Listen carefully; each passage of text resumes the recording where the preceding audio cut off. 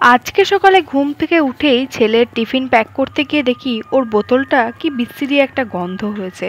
আর তারপরেই বোতলের মধ্যে আমি লিকুইড সোপ দিয়ে ভালো করে একটুখানি পরিষ্কার পরিচ্ছন্ন করে তারপর ধুয়ে নিয়ে ওর বোতলে জলটা ভরে দিয়ে ওর টিফিনটা গুছিয়ে নিচ্ছি।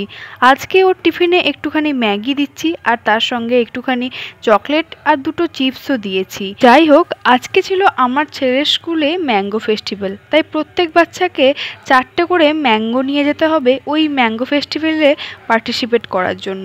দেন আমি ব্যাগের মধ্যে ওর নামটা লিখে দিলাম আর তারপরে 4টে আমও ওর মধ্যে দিয়ে দিলাম। যাই হোক, সব কিছু গুছিয়ে নিয়ে এখন চলে যাব আমি ছেলেকে স্কুলে দিতে।